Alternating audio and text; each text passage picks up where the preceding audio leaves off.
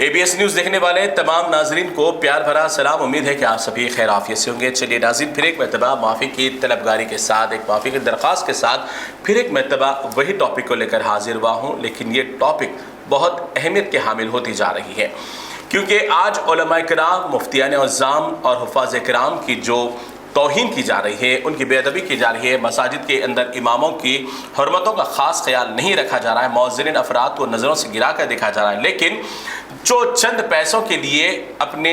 آخرت کو بھی برباد کر رہے ہیں، لوگوں کے بھی ایمان کو غارت کر رہے ہیں، ویسے ڈھونگی ناطقاؤں کے خلاف ہم ایک مہم شروع کر رہے ہیں، جس طریقے سے بھی یہ صرف چند پیسوں کے ٹکڑوں کے لیے، چند پیسوں کے پیپر کاغذات کے لیے یہ اپنا ایمان کے ساتھ ساتھ دوسروں کے بھی ایمان کا وبال کر رہے ہیں۔ تو ایسے کئی جلسوں کے ایسے آپ کو واہیات مناظر دیکھنے میں ملیں گے جہاں پر نعت خوانی کے نام پر لوگوں سے پیسے وصولے جاتے ہیں، اور ایک اشعار پڑھتے ہوئے ایک ایک لفظ پر لوگوں سے ہزاروں روپے جیبوں سے نکال لے جاتے ہیں۔ چلیے، یہ تو ان کی اپنی آمدنی کا مسئلہ ہے، لیکن جس طریقے سے جو انداز میں نعت پیش کر رہے ہیں اور ان کے اوپر جو پیسے لٹائے جا رہے ہیں، وہ رقاصوں پر پیسے لٹانے کا انداز ہوتا ہے۔ یعنی نعت خواں جو ہوتا ہے وہ حضور صلی اللہ علیہ وسلم کی شان رسالت میں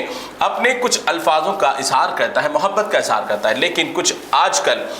جو اپنے آپ کو نعت کے نام پر پہلے سے بکنگ کرانے کے نام پر 10,000 20,000 یا 50,000 روپے اپنے اکاؤنٹس میں ڈلوا لیتے ہیں، اور آنے جانے کی سواری کا بھی انتظام کرنے کی خواہش کرتے ہیں، اور انہیں رہنے کے لیے، کھانے کے لیے بھی تمام چیزوں کی وہ فریاد کرتے ہیں، بھیک مانگتے ہیں۔ ایسے نعت خواں حضرات کے لیے میں یہ گزارش کروں گا کہ آپ کوئی اچھی سی دکان چلا لیں، یا کوئی کاروبار کر لیں، یا پھر ٹھیلا بنڈی پر ہی کام کر لیں۔ اس طریقے سے نعت کے نام پر اپنے مذہب اسلام اور دین محمد صلی اللہ علیہ وسلم کی شان کے اندر ایسے بیوقوفی جاہلانہ حرکتیں نہ کریں، اور ایسے پیسے لٹانے والوں سے بھی گزارش ہے کہ اگر آپ کو مجرا دیکھنے کا یا ڈانس دیکھنے کا بہت زیادہ شوق ہے تو کوئی دوسرا مقام کا آپ انتخاب کر لیں، لیکن حضور صلی اللہ علیہ وسلم کے نام سے جو چلنے والی محفلیں ہیں اس کے اندر ایسی بیوقوف اور فحاشاؤں کی طرح کرنے والی حرکتوں کے ساتھ پیسے لٹانا یہ آپ بند کر دیں، اور جتنا ہو سکتا علماء دین کی، حفاظ کرام کی، مشائخ اعظام کی اور مفتیان اعظام کی آپ ان کی حرمت اور ان کی عزتوں کا خاص خیال رکھیں۔ جتنا ہو سکتا